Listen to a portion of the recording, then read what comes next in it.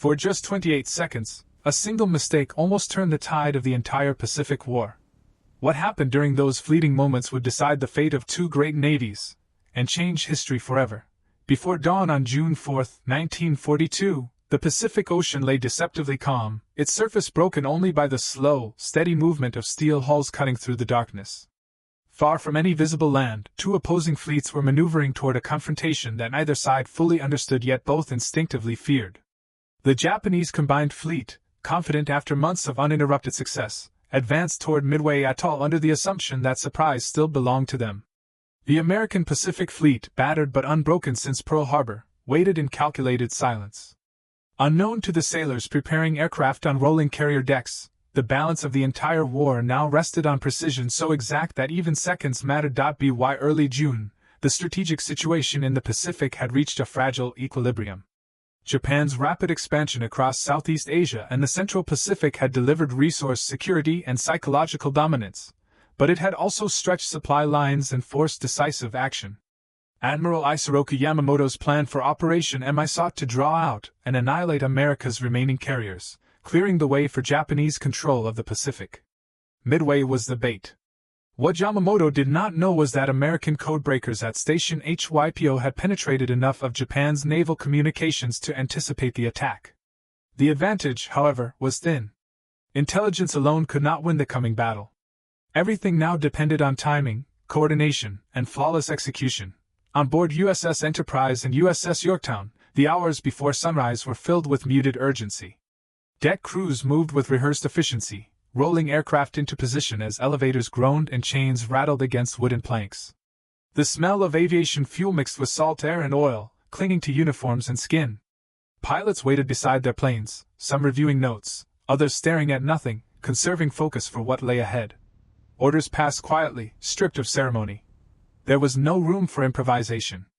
Every launch window, every fuel calculation, every radio transmission had been planned down to the minute. The American response relied on a tightly synchronized sequence. Reconnaissance aircraft would confirm Japanese positions, torpedo squadrons would strike low to draw enemy fighters down, and dive bombers would follow from altitude. It was a complex ballet, vulnerable to disruption at any stage. In the early morning darkness, as aircraft were armed and launch cycles prepared, a brief procedural lapse occurred. A signal was delayed, a checklist step repeated unnecessarily, a timing cue misaligned. The error lasted no more than 28 seconds. It was barely noticed, quickly corrected, and dismissed as insignificant amid the controlled chaos of a carrier deck at war. Yet those seconds mattered. The carriers operated like living machines, where one delay rippled outward through the system. Launch schedules shifted subtly. Fuel margins tightened. Aircraft that should have been airborne together would now depart minutes apart. No alarm sounded. No officer called attention to the deviation. From every visible perspective, the operation remained intact. But the margin for error at Midway was already razor-thin, and those lost seconds quietly narrowed it further. As the sun began to rise, Japanese aircraft struck Midway itself, confirming American expectations but also accelerating the pace of events. Reports flowed in unevenly, some delayed by radio discipline, others distorted by distance and interference. On American carriers, commanders weighed fragmentary information while adhering to plans built on assumptions now aging by the minute. Aircraft launched into the pale morning sky in staggered waves, their formations imperfect but serviceable. No one could yet see the fault line forming. Beneath the operation, the psychological strain aboard the carriers deepened as minutes stretched into hours. Pilots circled, burning fuel, while searching for an enemy fleet that seemed to exist just beyond reach. Commanders faced decisions without complete information, balancing aggression against conservation. The earlier delay now expressed itself indirectly, through mismatched arrival times and missed connections between units that had trained to operate as one. Still, nothing felt catastrophic. War, after all, was rarely clean. What made Midway unforgiving was not the scale of forces involved, but the precision demanded by carrier warfare. Aircraft launched too early risked missing the enemy entirely. Aircraft launched too late risked returning to empty decks or enemy-controlled skies. There was no safe margin, no reserve of time. Every decision rested on assumptions formed in those early hours, when the decks were slick with dew and the ocean still held its breath. By mid-morning, the battle was fully underway, though its outcome remained invisible to those involved. The 28-second lapse had not caused immediate disaster, nor had it doomed the operation outright. Instead, it had introduced friction into a system that could tolerate none. It was a reminder, unnoticed at the time, that modern war was governed as much by clocks and procedures as by courage and firepower. At Midway, history would turn not on a single dramatic moment, but on the accumulation of small deviations, each compounding the next, until the balance finally tipped. Morning light spread slowly across the Central Pacific on June 4, 1942, revealing a battlefield already in motion. Japanese carrier aircraft, launched hours earlier from Akagi, Kaga, Soryu, and Hiryu, were nearing Midway Atoll, their pilots flying with confidence born of repeated success. Below them, the ocean appeared calm, offering no hint of the violence about to unfold.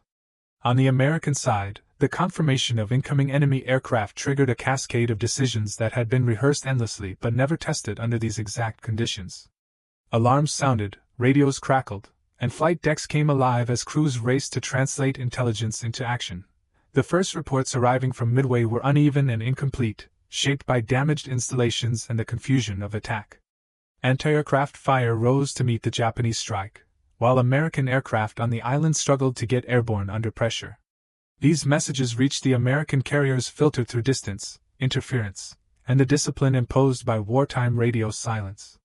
Commanders aboard Enterprise, Hornet, and Yorktown were forced to interpret fragments, fitting them into plans built on assumptions that were already beginning to erode.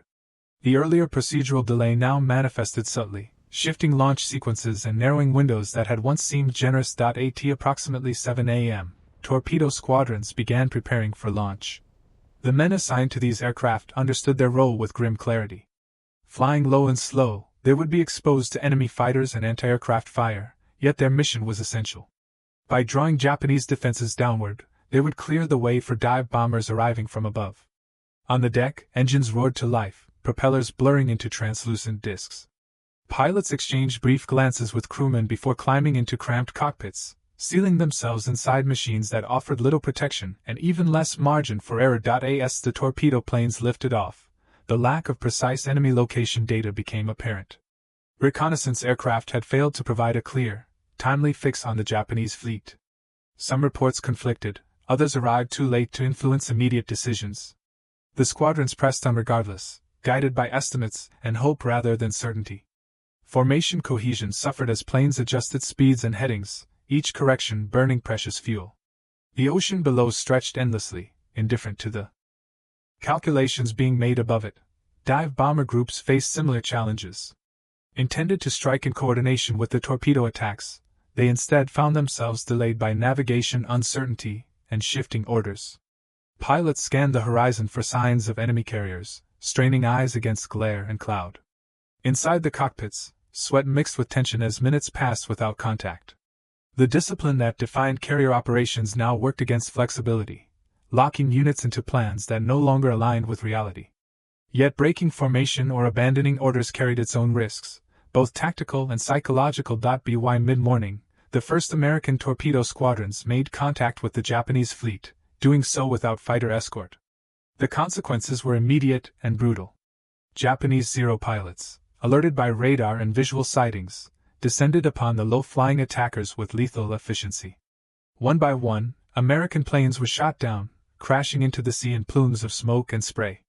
Those who survived long enough to release their torpedoes found their weapons ineffective, thwarted by speed, evasive maneuvers, and defensive fire. The sacrifice was immense, and its impact not yet visible. Aboard the Japanese carriers, the situation appeared controlled. Aircraft were being recovered from the Midway strike and prepared for rearming, a process that filled hangar decks with fueled planes and stacked ordnance. Commanders weighed conflicting information about American carrier positions, uncertain whether the main threat had yet revealed itself. The American attacks, though costly, forced Japanese fighters to remain low, their fuel dwindling as they chased torpedo planes across the waves. This dynamic was not immediately recognized by either side as decisive. For American commanders, the losses weighed heavily. Reports of downed squadrons arrived piecemeal, each message reinforcing the sense that the battle was slipping from its intended course. Yet there was no time to pause or reassess fully. Aircraft still in the air needed guidance, and decisions had to be made with whatever information was available. The earlier seconds lost that morning now expressed themselves as compounded delays and misalignments, shaping outcomes without announcing their presence. As the morning wore on, the skies above the Pacific became crowded with isolated engagements rather than coordinated strikes. The battle diverged from plan not through a single failure, but through the accumulation of small missteps, each magnified by the unforgiving mechanics of carrier warfare. By late morning, it was clear that the day's events were unfolding along a path no planner had intended. The full meaning of this divergence remained unseen, but its influence was already embedded in the fabric of the battle, guiding actions and consequences alike. The morning of June 4, 1942, had already begun with chaos, confusion, and sacrifice, but as the hours edged toward late morning, the battle above the Pacific only deepened in intensity and complexity. The American torpedo squadrons, launched from USS Hornet, USS Enterprise, and USS Yorktown, found themselves in a desperate fight for survival. Flying low over the glassy ocean, their aircraft were exposed and vulnerable, forced into slow, predictable approaches against the dense, layered defenses of the Japanese fleet. This was the moment when the small timing errors and miscommunications that had seemed minor only hours before revealed their deadly consequences in full. The torpedo bomber's mission was brutal. Pilots and crewmen knew that their success required drawing enemy fighters downward and disrupting the Japanese defensive perimeter, paving the way for the dive bombers that followed. But the earlier disruptions, those lost seconds in the morning launch cycles and delayed reconnaissance, meant the squadrons faced overwhelming opposition without the benefit of fighter escort or coordinated attack. Their formations, fragmented and out of sync, approached the Japanese carriers in waves, each plane vulnerable to the ferocious, precise gunfire of the Zero fighters and the concentrated flak from anti-aircraft batteries on the decks below. Many of these men were young, barely trained, yet hardened by months of conflict. They climbed into cramped cockpits, clutching control sticks and praying for luck, their senses sharpened to every noise: the roar of engines, the sharp crack of machine guns, the distant explosions of near misses in the water. The physical strain was immense. The low-level flight demanded constant attention to wind, speed, altitude, and the unforgiving ocean below. In some cases, the sea spray was whipped into their goggles, the salt-stinging eyes already gritty with fatigue and sweat. Below, the Japanese fleet bristled with deadly machinery, massive 14-inch guns, rapid-firing anti-aircraft cannons, and thousands of trained crewmen ready to repel the attack. The casualties were severe. The torpedo squadrons suffered near-total losses, with many planes shot down before they could release their weapons.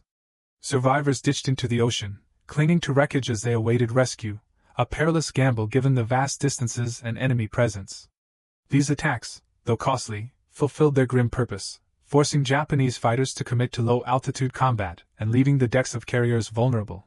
Meanwhile, Japanese commanders grappled with their own challenges. The strike on Midway Island had drawn air defenses and resources, leaving the fleet in a precarious position. As the morning progressed toward late morning, pilots began returning from the initial Midway strike, their carriers crowded with aircraft needing refueling, rearming, and repair. Hangar decks were thick with fuel drums, bombs, and shells, creating a dangerous environment where even a small spark could spell catastrophe. This moment of vulnerability forced fleet commanders to make rapid calculations, whether to launch a second strike against Midway or prepare to counter the emerging American threat. Time compressed under this pressure. Each decision carried weight far beyond the immediate moment.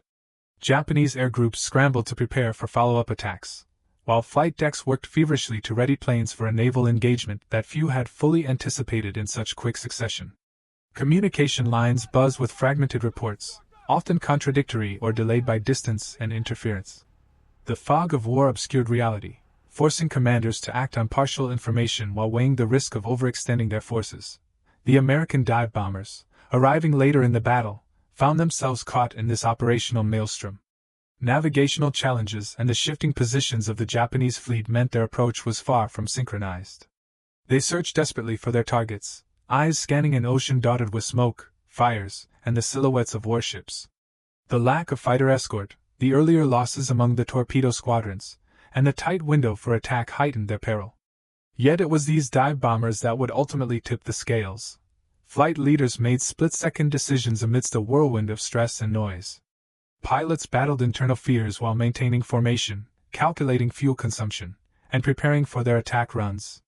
The roar of engines blended with the crackle of radio chatter and the distant thuds of exploding shells. The air was thick with tension, charged by the knowledge that every action could mean life or death, success or failure. This phase of the Battle of Midway exemplified the brutal realities of carrier warfare. The intricate choreography of launches, strikes, and recoveries was vulnerable to disruption by even the smallest timing errors.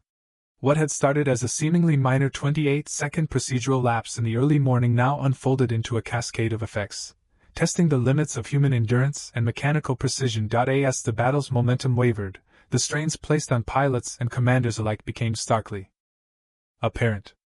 Individual acts of courage and desperation intertwined with systemic challenges, each shaping the outcome in ways neither side could fully grasp in the moment. The day's fight balanced precariously on this knife's edge, where every decision, every delay, and every sacrifice resonated across the vast expanse of ocean and history. The late morning of June 4, 1942, aboard the vast expanse of the Pacific, was defined by a battle balanced precariously between chaos and control.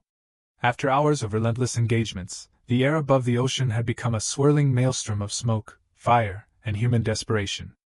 American torpedo squadrons had borne the brunt of the fighting, their courageous but costly attacks fracturing the Japanese defenses and forcing enemy fighters into exhausting low-altitude battles. By mid-morning, their sacrifice had set the stage for what would become the decisive moment of the Battle of Midway. Around 10:20 a.m., dive bombers launched from the USS Enterprise and USS Yorktown began converging on the Japanese fleet. These were not the results of a perfectly orchestrated plan but rather of chaotic improvisation and unyielding determination.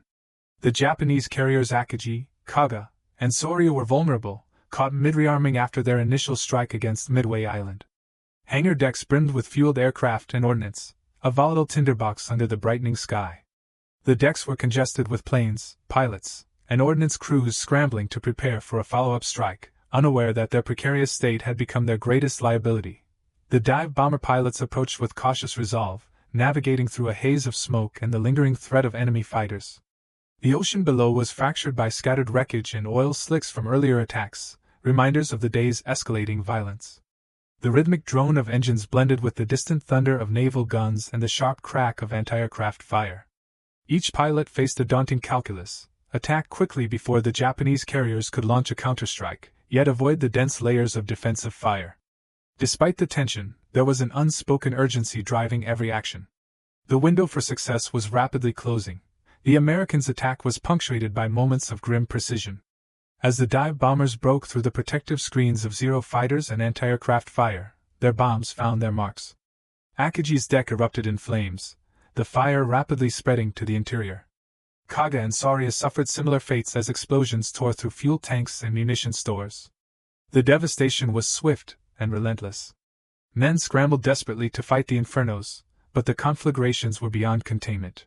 Smoke thickened the air, the acrid scent of burning oil and metal filling lungs and nostrils. From the bridge of the USS Yorktown and USS Enterprise, officers watched the unfolding destruction with a mix of disbelief and grim satisfaction.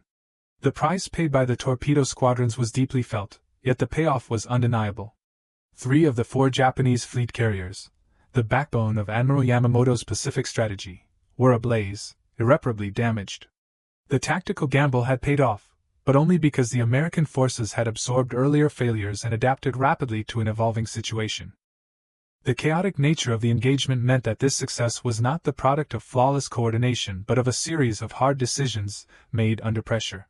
The American dive bomber commanders adjusted their approach on the fly, navigating unexpected positions of enemy vessels and adapting to incomplete intelligence. The Japanese, meanwhile, were hampered by their own rearming cycles and the congestion of aircraft on deck, which delayed effective defensive responses and made damage control difficult.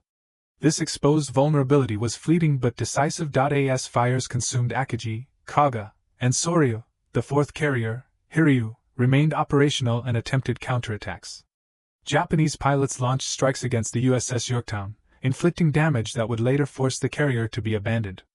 Despite this, the momentum had irrevocably shifted.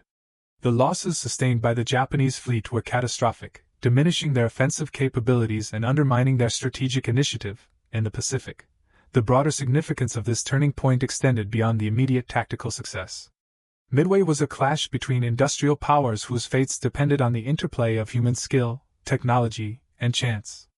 The earlier 28-second procedural lapse that had set a fragile stage now felt insignificant compared to the brutal realities of combat, where adaptability and resilience dictated survival. It was not a flawless victory but one born from the crucible of error, improvisation, and sacrifice. In the hours that followed, the burning carriers became symbols of a shift in the Pacific War. The psychological impact on both sides was profound. For the Japanese, the loss was a blow to morale and an unanticipated reversal of fortune. For the Americans, it marked the moment when the tide began to turn, giving hope to a war-weary nation. Yet beneath the surface of celebration lay the sober recognition that such moments were fleeting and fragile, sustained only by the will and courage of individuals caught in the relentless machinery of war. This episode at Midway embodied the harsh calculus of naval aviation warfare in 1942, a contest where timing, technology, and human endurance collided in deadly fashion. The narrow margin between catastrophe and triumph was measured not in grand strategies alone but in seconds, decisions, and the relentless demands placed on those in the skies and on the decks below. It was a moment when history pivoted, not because everything had gone according to plan, but because men and machines had adapted with relentless determination in the face of chaos. The turning point was etched into the annals of World War II, a testament to the brutal unpredictability of battle and the fragile line between success and failure. Akagi, Kaga, and Soryu's destruction marked a decisive blow that reshaped the Pacific theater. Yet it was not the culmination of flawless planning but the outcome of perseverance amid disruption.